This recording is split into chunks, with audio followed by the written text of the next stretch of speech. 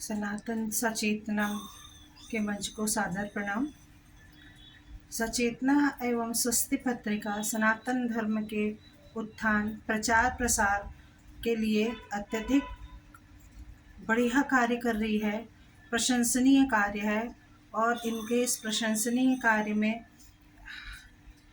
हम सबको साथ देना चाहिए। सचेतना मंच के संचालक द्वय और समस्त सचेतना के सदस्य एवं श्रोता तथा साहित्यिक लेखक कवि वृंद, मैं आप सबको प्रणाम करती हूँ। कुछ सनातन के ऐसे बिंदु हैं जो मनुष्य के जीवन को जीने से संबंधित हैं। किस प्रकार से जीवन को जीना चाहिए और किस प्रकार का जीवन श्रेयस्कर है, व्यक्ति की व्यक्तिगत और सामाजिक तथा आध्यात्मिक उन्नति के लिए उसको अपने जीवन को कैसा रखना चाहिए। सनातन धर्म में इस जीवन दर्शन और जीवन पद्धति के लिए आश्रम व्यवस्था की गई है। आश्रम व्यवस्था का सर्वप्रथम जिक्र मनुस्मृति और याज्ञवल्क्य स्मृति में आता है। मनु महाराज ने किस प्रकार के वर्ण हैं, साथ ही साथ एक व्यक्ति के जीवन में कितने 4 चरण हैं, जिसके आधार पर वह समाज तथा राष्ट्र फिर विश्व की सेवा करते हुए अपनी व्यक्तिगत आध्यात्मिक उन्नति के मार्ग को प्राप्त कर सकता है और जीवन के अंतिम लक्ष्य मोक्ष की ओर अग्रसर हो सकता है। इसके बारे में मैं आपको थोड़ा विस्तार से समझाऊंगी। इसका आधार जो है याज्ञवल्क्य स्मृति है एवं मनुस्मृति है। इसके अलावा टी गणपति शास्त्री जी की पुस्तक है, जिसमें बहुत ही अच्छे तरीके से याज्ञवल्क्य स्मृति पर प्रकाश डाला गया है।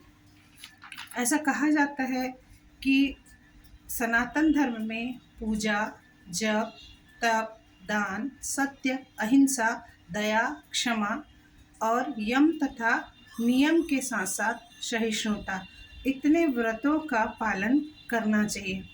मैं धारावाहिक रूप में कोशिश करूंगी कि इन सारे विराट शब्दों का, जो शब्द तो है मात्र 2 या 2.5 अक्षरों के, परंतु जब इनकी व्याख्या करके जीवन शैली जीने की बात की जाती है तो अत्यंत ही महत्वपूर्ण हो जाते हैं।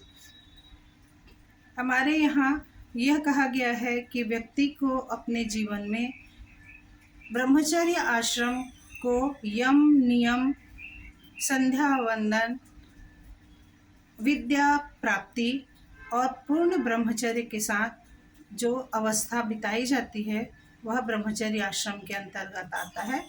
वह बालपन से लेकर 20-22 साल तक की आयु या जब तक उसका विवाह नहीं हुआ रहता है तब तक की आयु होती है। इस समय वह सारे सनातन नियमों का पालन करते हुए गृहस्थाश्रम के लिए आर्थिक रूप से सक्षम हो जाता है और परिवार चलाने के योग्य हो जाता है। इसके बाद गृहस्थाश्रम है।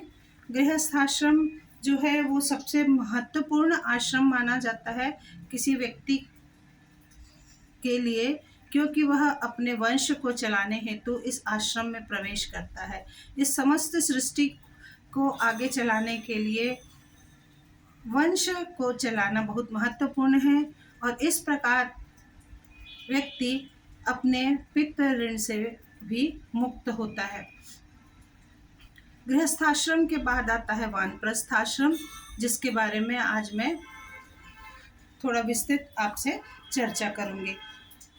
ऐसा कहा जाता है कि वानप्रस्थ आश्रम में जब व्यक्ति प्रवेश करता है तो उस पद्धति को कहते हैं वैखानस।